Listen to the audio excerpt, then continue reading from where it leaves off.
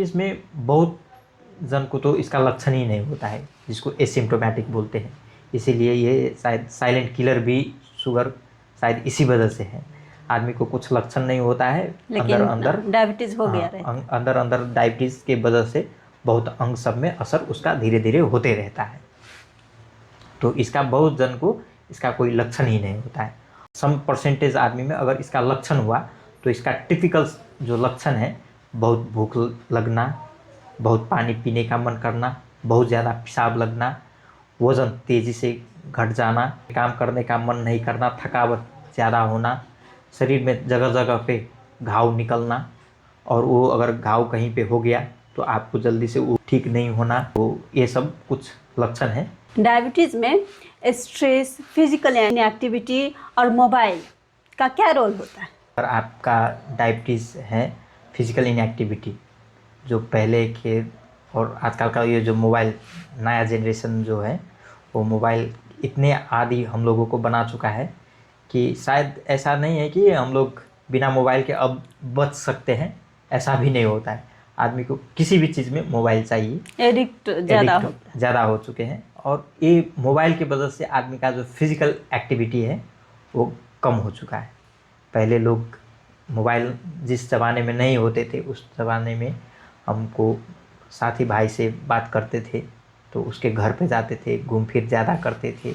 बच्चे सब भी पहले खेलकूद में ज़्यादा रुचि रखते थे, खेलकूद ज़्यादा करते थे, फिजिकल एक्टिविटी ज़्यादा होता था।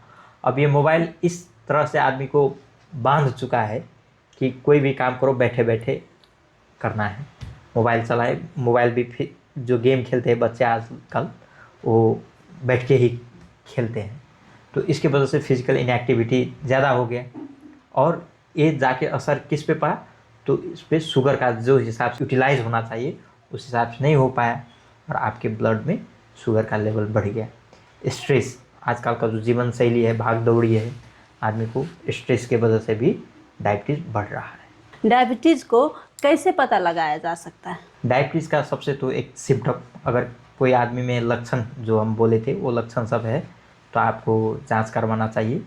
और डायबिटीज़ पता लगाने की आसान ब्लड खून से जांच होता है। खून से जांच में 4 किस्म का हम लोग जांच करते हैं, जिसमें से हो गया अगर फास्टिंग, जो ओवरनाइट फास्टिंग, रात में लगभग 8 घंटा से कुछ नहीं खाने के बाद आपको जांच करना है। अगर उस ब्लड में 126 से या उससे ज़्यादा ब्लड में शुगर दिखा तो आपको डायबिटीज़ क्राइटेरिया में आ गए। पीपी, खाना खाने के 2 घंटा बाद 2 से या 2 से ज़्यादा रहा तो आप डायबिटीज़ के क्राइटेरिया में आ गए। HbA1c जो 3 महीने के शुगर का एवरेज दिखाता है, उसमें अगर 6.5 से ज़्यादा आ गया तो आप डायबिटीज़ के क्राइटेरिया में आ गए। अगर आपको डायबिटीज़ का सिम्टम है, लक्षण है, और रैंडम ब्लड शुगर किए और वो अगर 2 से या उससे ज़्यादा हो गया तो आप डायबिटीज़ के क्राइटेरिया में आ गए। तो ये एक कट ऑफ पॉइंट है, जिससे ऊपर हुआ तो आप डायबिटीज़ है, और इसमें उससे कम तो हो गया तो प्री डायबिटीज़। अगर आपका शुगर फास्टिंग 100 से लेके 125 के बीच में है, पीपी अगर आपका 140 से 199 के बीच में है, HbA1c 5.7 से 6.4 के बीच में है, तो आप प्री डायबिटीज़ में आ गए। प्री डायबिटीज़ यानी आपको निकट भविष्य में आपको शुगर होने की चांसेस ज़्यादा है। और एक होता है normal cut off level. Normal में अगर आपका फास्टिंग 100 से बिलो है, पीपी 140 से बिलो है, या HbA1c 5.7 से बिलो है, तो आपका शुगर नॉर्मल लेवल में है। आपने यहाँ पर बात की डायबिटीज़ और प्री डायबिटीज़ के बारे में, तो इन दोनों में क्या अंतर है? जी हाँ, प्री नाम ही प्री डायबिटीज़ यानी डायबिटीज़ होने से आगे की अवस्था। अगर आप प्री डायबिटीज़ में हैं तो आपको रिस्क ज़्यादा हो गया। आप डायबिटीज़, आपको कुछ समय बाद आपको डायबिटीज़, अगर आप खान पान में अपने जीवन शैली में कुछ परिवर्तन नहीं किए, स्ट्रिक्ट नहीं हुए, तो आपको डायबिटीज़ हो जाएगा। और आजकल प्री डायबिटीज़ से डायबिटीज़ होने वाले आदमी को फ्रिक्वेंटली अपने शुगर को चेक करते रहना है, अपने खान पान और जीवन शैली में परिवर्तन करना है, क्योंकि प्री डायबिटीज़ इंडिकेशन है कि अगर आप जीवन शैली में परिवर्तन किए, खान पीन में सुधार किए, तो आपका नॉर्मल में भी आ सकते हैं। वो एक आपको रिंगिंग घंटी की तरह इंडिकेशन दे रहा है कि आपको शुगर होने के चांसेस ज़्यादा है। शुगर को पूरी तरह से क्योर किया जा सकता है या सिर्फ इसे कंट्रोल कर सकते हैं? शुगर को अभी तक के जो उपचार है, रिसर्च सब है, उसको पूर्ण रूप से आप क्योर नहीं कर सकते। हाँ, उसको कंट्रोल कर सकते हैं और रिमिशन जिसको बोलते हैं उसको नॉर्मल में भी ला सकते हैं। अगर डायबिटीज़ है तो प्री डायबिटीज़ से नॉर्मल में भी ला सकते हैं, लेकिन उसको पूर्ण रूप से क्योर नहीं कर सकते हैं। तो उसके लिए आपको क्या करना है, अगर आप जीवन शैली, खान पान, फिजिकल एक्टिविटी ये सब में स्ट्रिक्ट हुए, परिवर्तन किए और दवा नियम पूर्वक खाते रहें, बीच बीच में अगर आप चेक करवाते रह गए तो आपका शुगर कंट्रोल रिमिशन में आ सकता है, जिसको सुषुप्त अवस्था में ला सकते हैं। किसी किसी में आप बिना दवा के भी रह सकते हैं। अगर आप जीवन शैली, खान पान में सब में एकदम कंट्रोल स्ट्रिक्ट हुए तो आपको दवा की ज़रूरत भी नहीं पड़ सकता है। एक डायबिटिक पेशेंट को उसके हार्ट, किडनी और आँख पे कितना असर हो सकता है? डायबिटीज़ एक ऐसे रोग है जो हमारे बाल से लेकर नंग, ये शरीर में जितना ये बीच में जो अंग सब है, हर अंग में क्षति पहुंचा सकता है। इसीलिए इसको साइलेंट किलर भी बोलते हैं। और ये आदमी को हर अंग पे असर इसका है।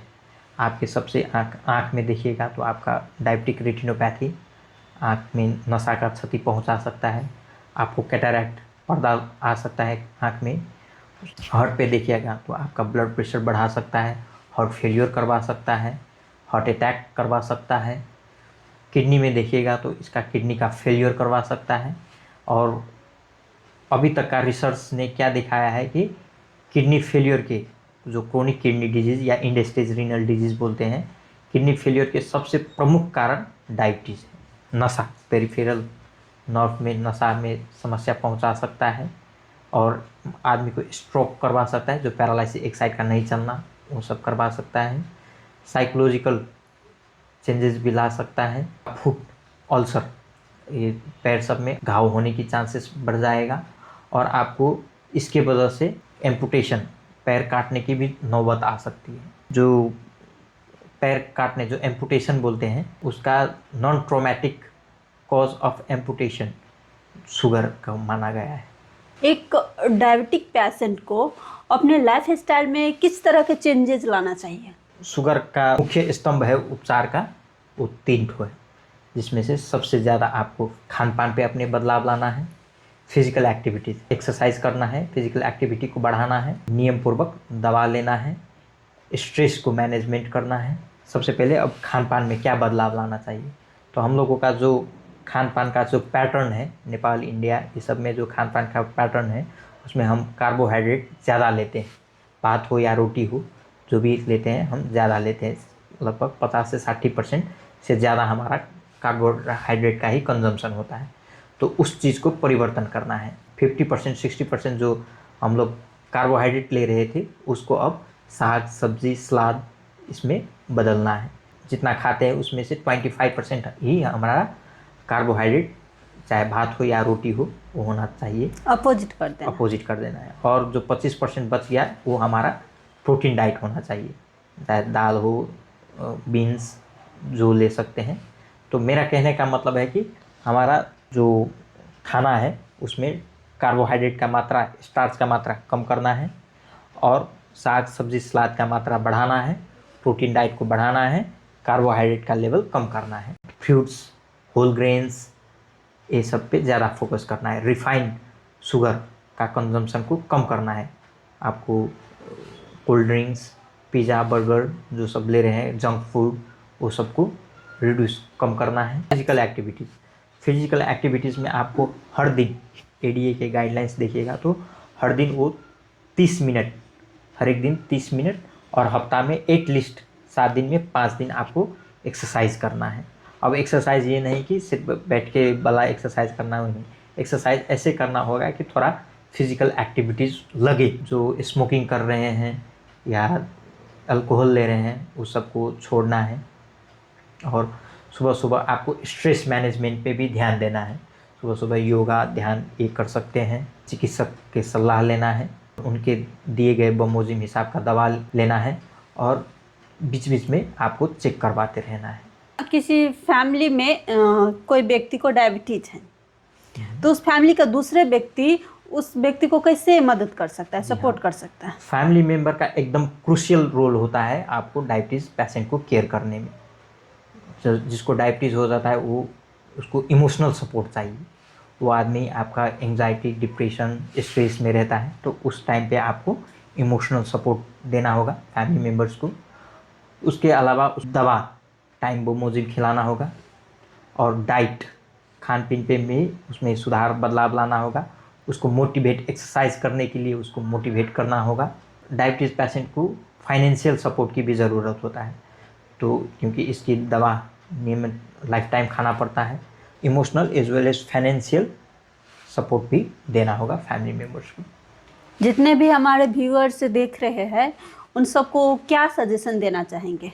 जी हाँ, तो हम आपके व्यूअर्स को ये सजेस्ट करना चाहेंगे कि अगर आप डायबिटीज़ को नियंत्रण करने का सिर्फ डॉक्टर का रोल नहीं है, उसमें पूरा समाज, परिवार और खुद पेशेंट, उनका रोल है। तो आप लोगों को डायबिटीज़ से बचने के लिए अपने जीवन शैली में परिवर्तन करना होगा, खान पान में परिवर्तन करना होगा, और फिज़िकल एक्टिविटीज़ पे ज़्यादा जोर देना होगा।